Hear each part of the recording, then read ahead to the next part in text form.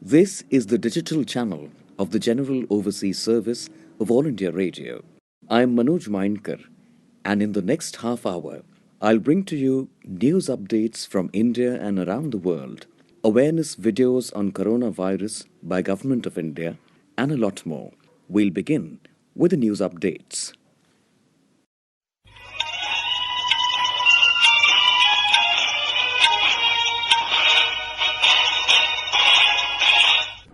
This is the General Overseas Service of All India Radio. Namaskar. The news snippets.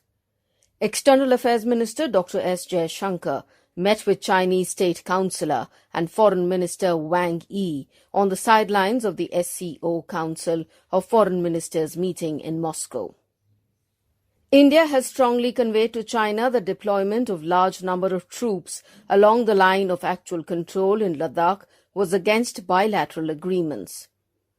India and China reached a 5-point agreement to ease border tensions.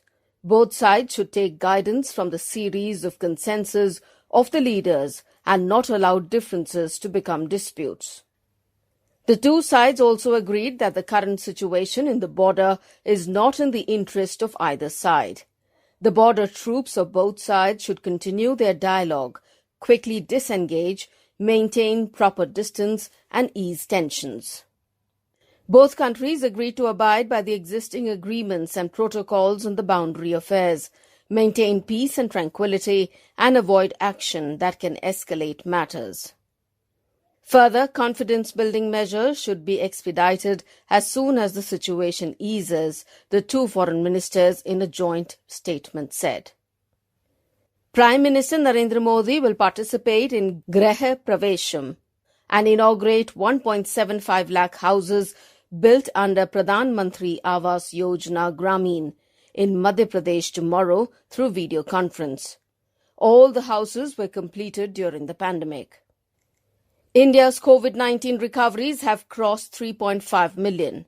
In the last 24 hours, 70,880 people have recovered. Total recoveries are 35,42,663. 11,63,542 tests for COVID-19 were conducted in the country in the past 24 hours. The foreign ministers of Russia, India and China, RIC, met on the sidelines of the SCO Foreign Ministers meeting. The ministers exchanged views on further strengthening trilateral cooperation and on issues of mutual, international and regional importance. Congolese Nobel Peace Prize winner Denis Mukwege has been provided with security by UN forces after Mr. Mukwege received death threats for demanding justice for serious crimes committed in the Democratic Republic of Congo. And that is the end of the news snippets.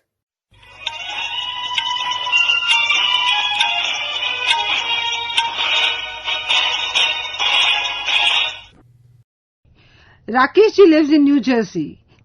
We are going to discuss with him his book which is really making waves, The Last Queen of Kashmir. He is a trained engineer from IIT and he is into business, but majorly he is into writing, intense writing. Let's talk to him more about his work and his journey so far.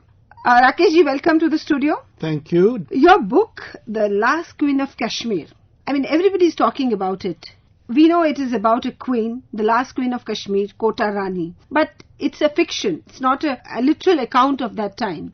So, and it's a very intense book. So tell us about how come this idea came to you that you can write about a historical character in a fictionalized way and yet be very close to the reality, of today and of the past.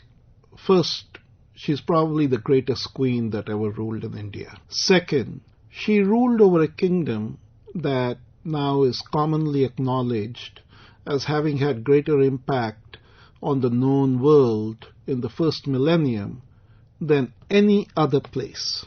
Today, 20 universities around the world are studying the cultural treasures of this kingdom, and they are filled with amazement at what the people there have accomplished. 20 universities, scholars at each university translating and filled with awe. And as far as the story is concerned, it is a story that essentially brings a queen that was buried, that was hidden, back to life. Because you know what? She turns out to have been right. What she stood for, her values, turn out to be what Kashmir not only was, but should be.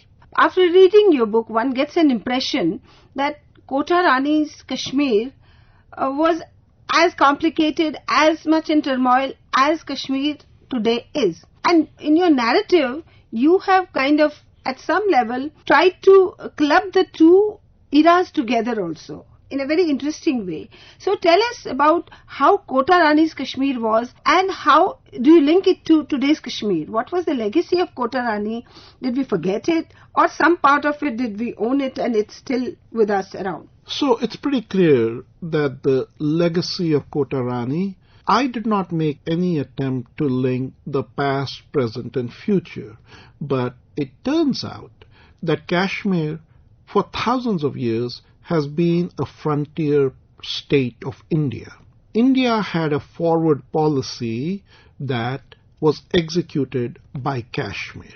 It is not understood very well that Kashmir sent 500 great scholars to China and beyond, far greater than rest of India put together.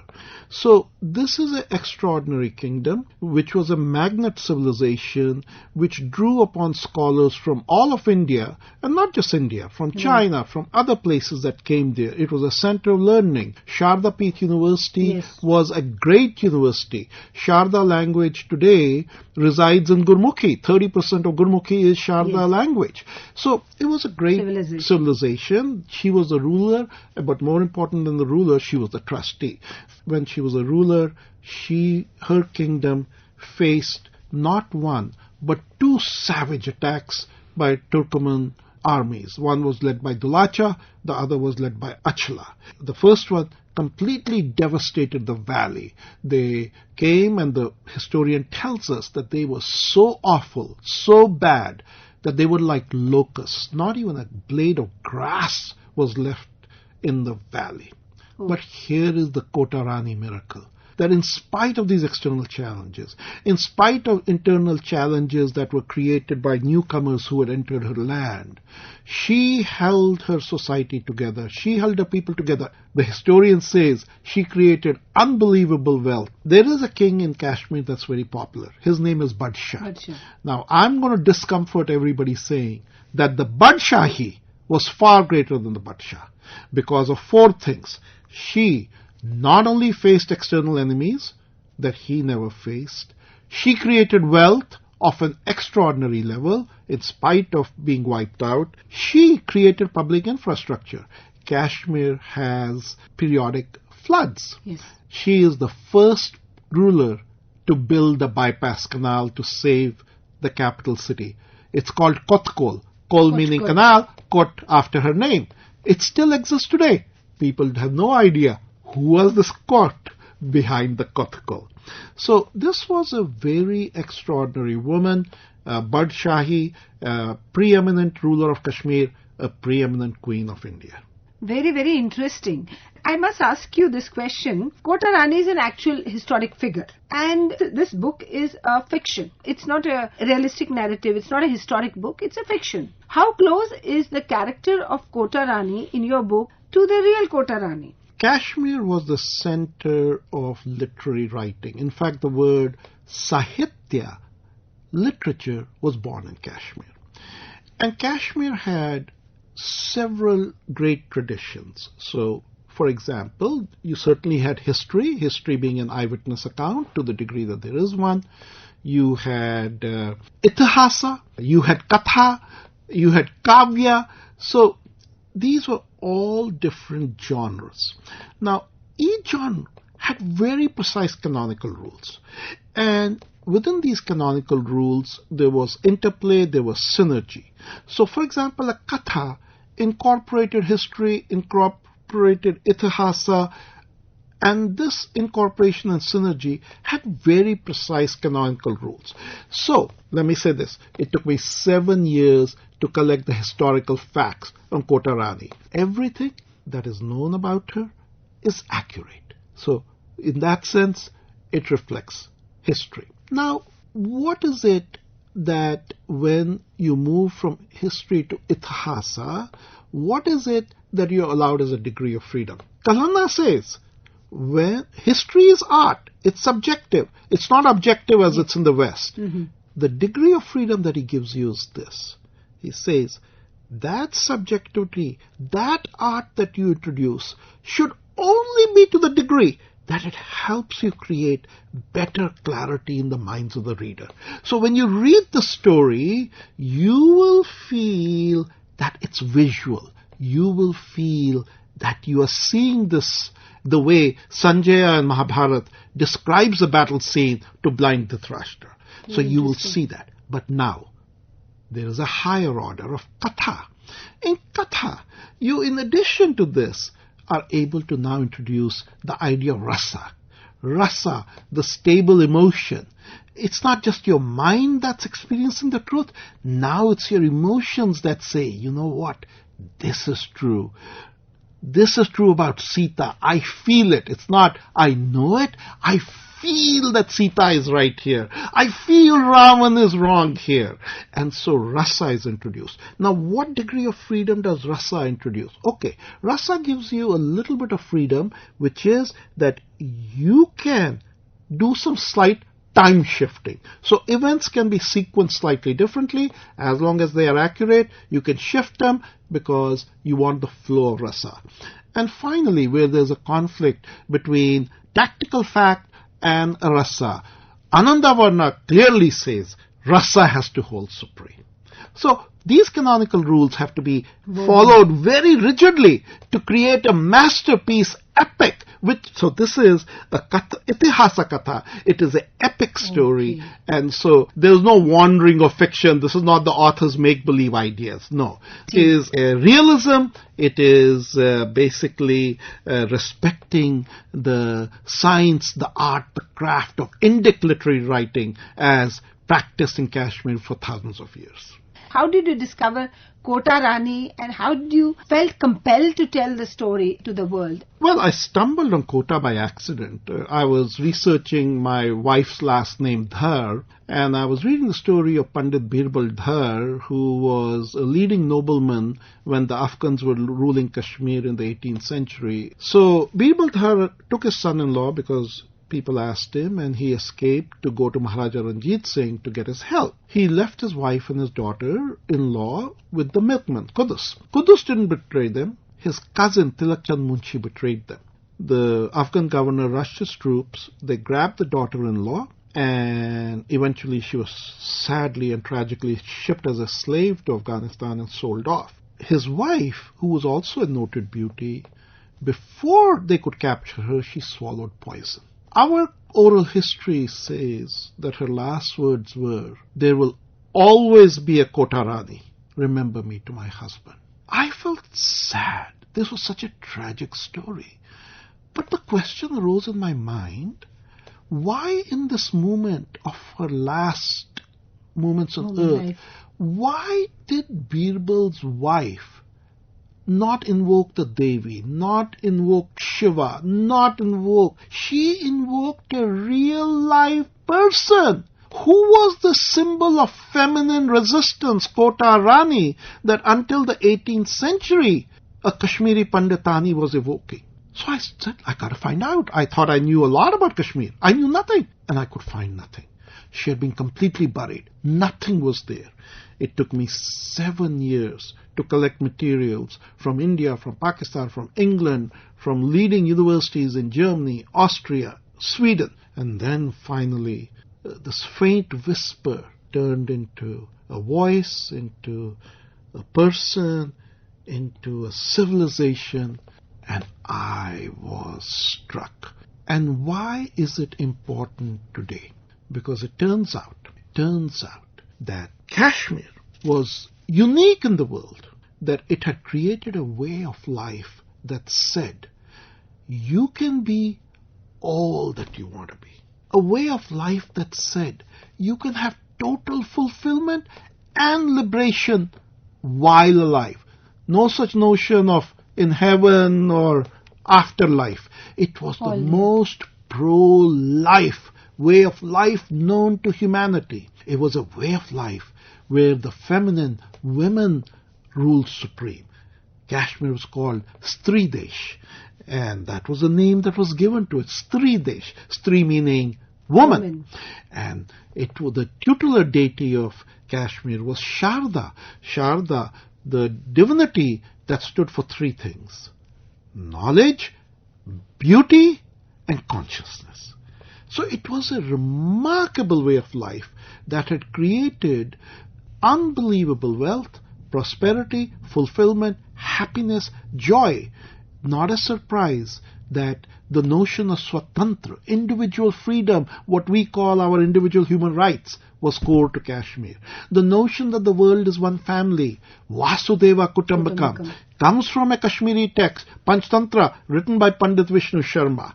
And before that, of course, it was also in the Upanishad, but he was the marketeer of that idea of Vasudeva Kutumbaka. And ultimately, the grand assertion of Kashmir civilization, which will ultimately save humanity, is we are one. There is one consciousness that is in everything. Sentient, insentient, consciousness resides in everything. Our glorious history of Kashmir, it lies buried somewhere. Somehow things have happened in a way it's not coming out. People don't know about it.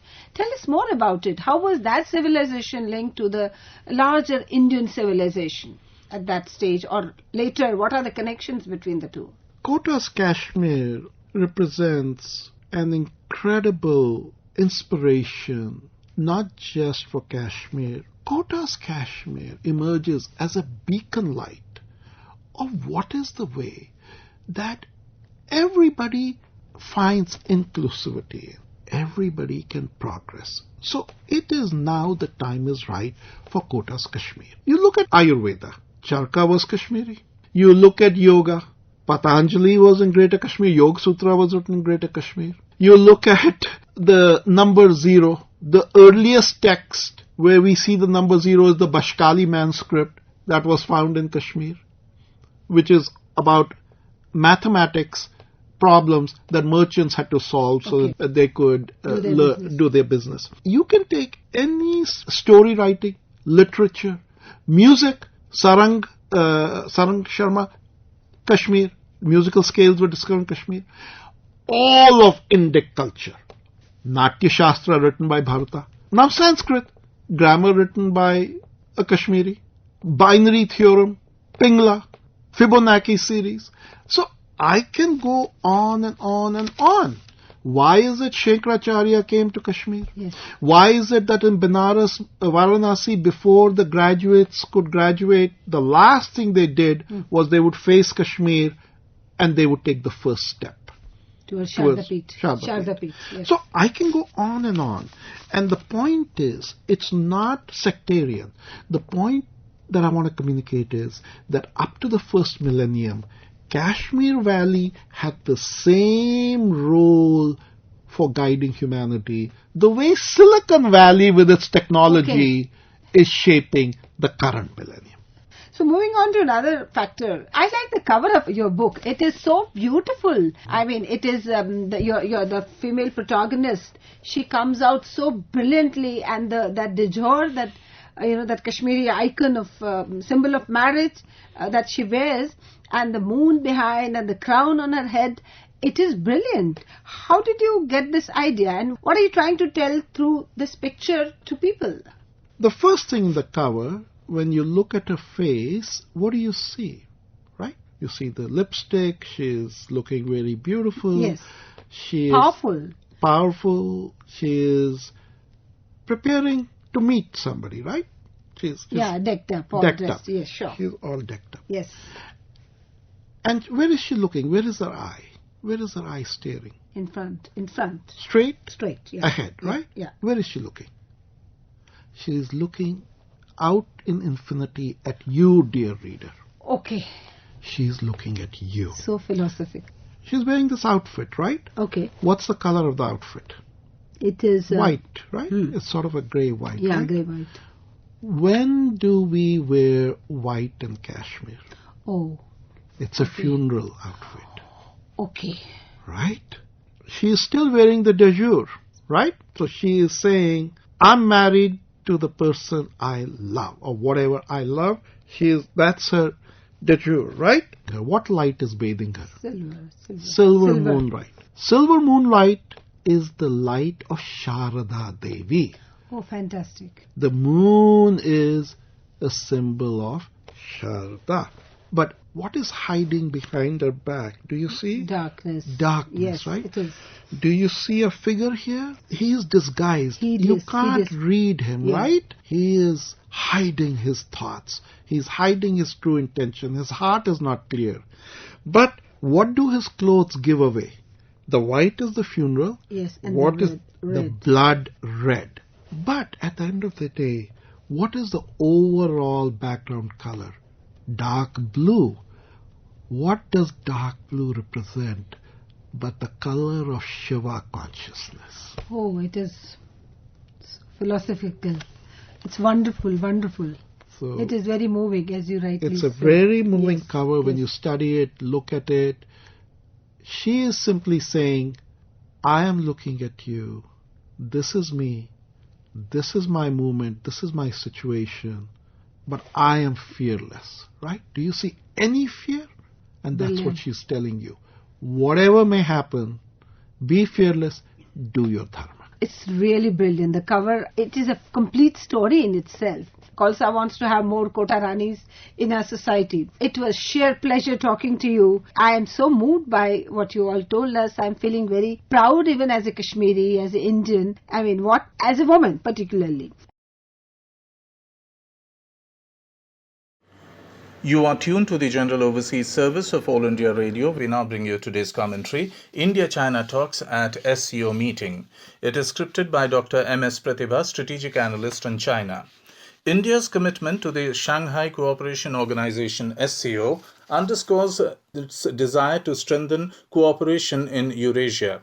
The regional grouping offers opportunities for India to fulfill its aspirations to connect India to the region of Central Asia in the absence of land connectivity and in turn push for economic and energy partnerships. Hence, India's External Affairs Minister Dr. Subramaniam Jaishankar's visit to Moscow to attend the 10th meeting of the SCO Council of Foreign Ministers came at a time of uncertain international economic and trade challenges as countries grapple with the spread of COVID-19 pandemic and the tension in Ladakh.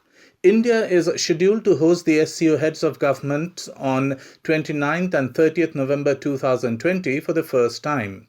India plans to utilize its historic linkages and synergies with the region for finding solutions to common security challenges of the region. The SCO complements these objectives as a regional platform for engagement to push for initiatives such as the International North-South Transport Corridor. It also enables India to converge its Connect Central Asia policy to SCO regional cooperation. Thus, multimodal transport and energy projects becomes the pulse of India's extension to the neighborhood. Moreover, as the security situation in Afghanistan has deteriorated, it has not only affected the region but also South Asian security. In this regard, active participation through the SCO Regional Anti-Terrorism Structure, RATS, not only allows India to access databases on terrorist activities, but also in conducting anti-terrorism exercises with member countries. As the pandemic has affected scores of countries, India pushed for new avenues for economic and political cooperation. In the absence of a global push for countering COVID-19, regional groupings appear to be a suitable and an alternative choice where member countries can pool resources to fight the pandemic. For instance, India has already shown considerable interest in Russia's Sputnik V vaccine. India is currently deliberating on the phase 3 trials and manufacture of the vaccine. The Russian side has already shown such interest when the Secretary General of SCO, Vladimir Norov, acknowledged India's role in participating in the vaccine research and development during his visit to India in January 2020. Prime Minister Narendra Modi has proposed Strengthening health, H for healthcare cooperation, E for economic cooperation, A for alternative energy sources, L for literature and culture, T for terrorism-free society, H for humanitarian cooperation, format for cooperation at the 2019 Bishkek summit in Kyrgyzstan. Incidentally, the stress on healthcare cooperation as the foremost sector in Mr. Modi's proposal makes it timelier than ever.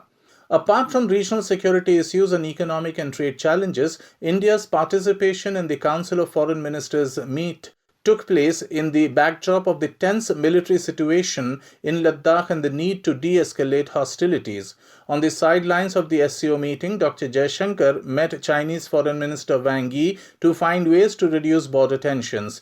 There were expectations that both countries could come to an agreement on the standoff. Both ministers had a frank and constructive discussion on the developments in the India-China border areas as well as on India-China relations.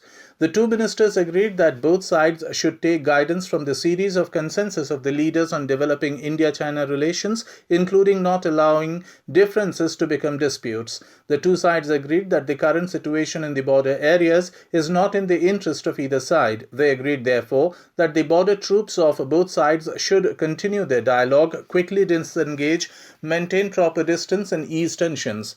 It was agreed that both sides shall abide by all the existing agreements and protocols on India-China boundary affairs, maintain peace and tranquility in the border areas, and avoid any action that could escalate matters. New Delhi and Beijing also agreed to continue having dialogue and communication through the special representative mechanism on the India-China boundary question. They also agreed in this context that the working mechanism for consultation and coordination on India-China border affairs WMCC should also continue its meetings. Both ministers agreed that as the situation eases, the two sides should expedite work to conclude new confidence-building measures to maintain and enhance peace and tranquility in the border areas.